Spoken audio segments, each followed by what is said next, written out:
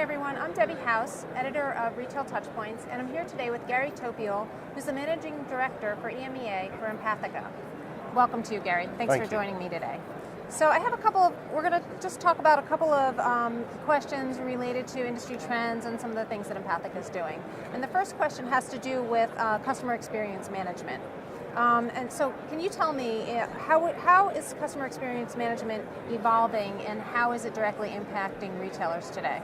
Sure. So I think when I first entered the industry 20 years ago, we talked a lot about customer service and a lot about standards.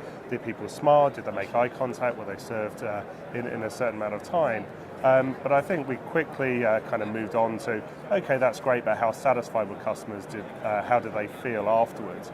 I think that we continue to evolve to where satisfied customers may still not be loyal. They may still go to one of your competitors if they're a little bit cheaper or a little bit closer. So we talked about a lot about customer loyalty.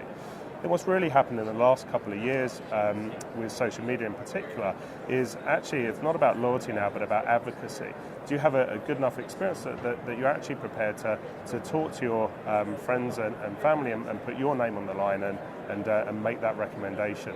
So I think we talk a lot now about customer advocacy, about active advocacy.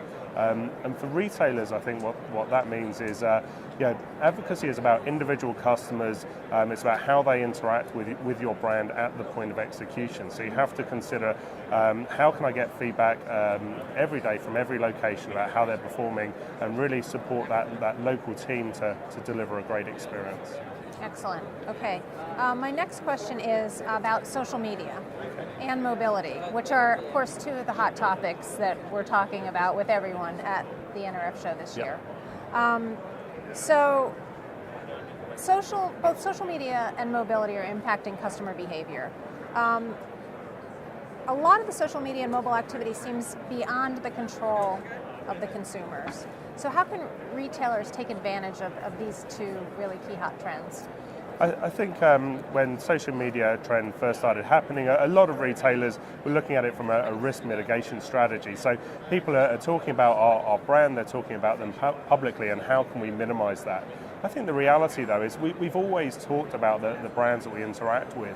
What social media means is that we can now do that efficiently and with a lot more people. And I think what mobile means is that we can do that in real time.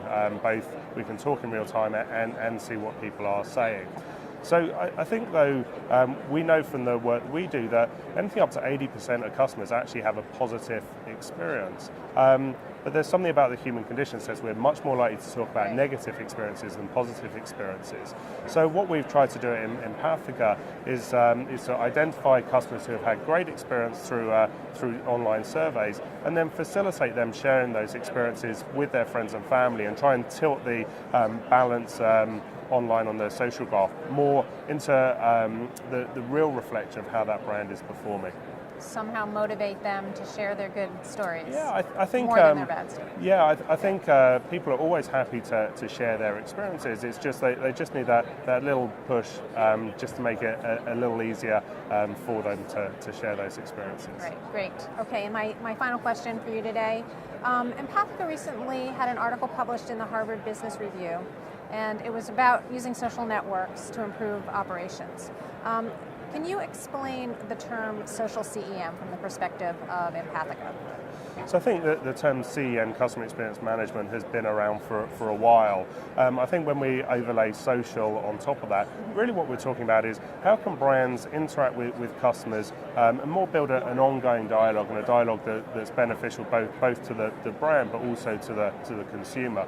I think we're probably all a little fed up with being asked for long surveys that take 10, 20 minutes to complete. Actually what we want to be able to do is much more self-directed. So I've got some feedback, I can give that now. Actually I'm quite interested in what other people might have said and I think the customer wants to take ownership over that integration. So I think that's the social CM is really bringing together a lot of social media techniques and then marrying that with some of the more traditional customer experience management techniques. Taking advantage of what's already happening out there and not forcing the issue, I guess, really on the social level. Yeah, and I think what social media allows brands to do is to really have that conversation, to get involved, to talk to their customers, but it's got to be about a conversation, a two-way dialogue. It's not about marketing, it's not about trying to sell something, it's just about interacting with customers in a way that makes sense both for the brand and the consumer.